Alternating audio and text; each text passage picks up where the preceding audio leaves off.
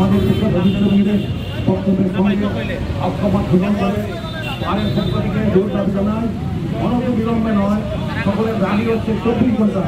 24 ঘন্টার মধ্যে ঘাতকদেরকে গ্রেপ্তার করবেন।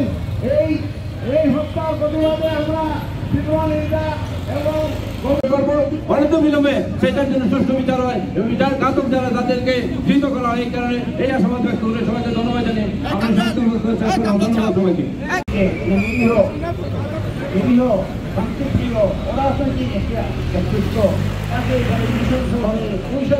পুলিশ প্রশাসক, আমাদের পুলিশ সুপার, পুলিশ বাহিনী, আমাদের জেলা প্রশাসন, আমাদের দেশপ্রেমিক সেনাবাহিনী সবের আরো কঠোর আইনজীবী সমিতির সিদ্ধান্ত মধ্যে আরো কঠোর অবস্থান আমরা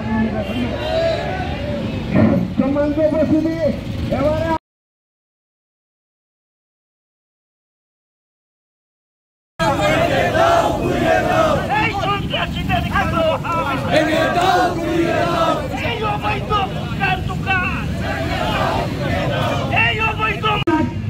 মাধ্যমে তাকে হাতে মুক্ত হবে। আপনারা মৌলভীবাজারবাসীর একটি দাবি, এই শান্তির এই দাবি তুলতে চাই। 24 ঘন্টার ভেতরে অচিরেই নাম করে দিল, তাদেরকে ধরে এনে দৃষ্টান্তমূলক শাস্তির আওতায় এবং ভাই ও বোনেরা আসসালামু আলাইকুম। আপনারা জানেন গতকালকে রাত্র 11 ঘটিকার সময় আমাদের বাড়ির আগামী 24 ঘন্টার ভিতরে এই দুষ্কৃতিকারীদেরকে গ্রেফতার করে আইনের আওতায় আনতে হবে। শান্তিপূর্ণ শহরে গতকালকে একটা ন্যাক্কারজনক ঘটনা ঘটে গেছে। আমাদের সহকর্মী সুজন মিয়াকে নৃশংসভাবে স্টেপিং করে হত্যা করা হয়েছে। আমরা প্রশাসন মৌলভীবাজারবাসী পৌরসভার কেন্দ্রস্থলে যে ঘটনাটা ঘটেছে সেই সুজন মিয়ার আত্মার মাগফিরাত কামনা করে এবং তার পরিবারের প্রতি সমবেদনা জানিয়ে আমি আমার কথা শেষ করছি এবং বিক্ষোভ মিছিলে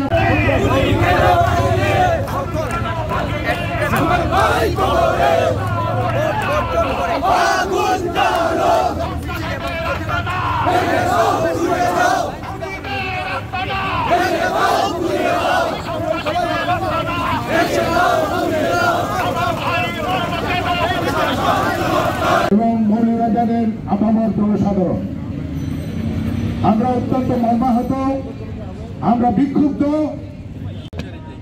গতকাল আপনারা জানেন আমাদের বারের অন্যতম সদস্য সুজন মিয়াকে রাস্তায় কতিপয় সন্ত্রাসী নৃশংসভাবে খুন করেছে।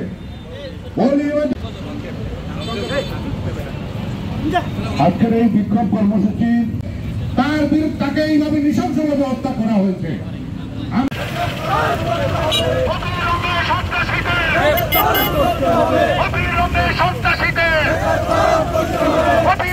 হামলাকারীদের আমার ভাই কবর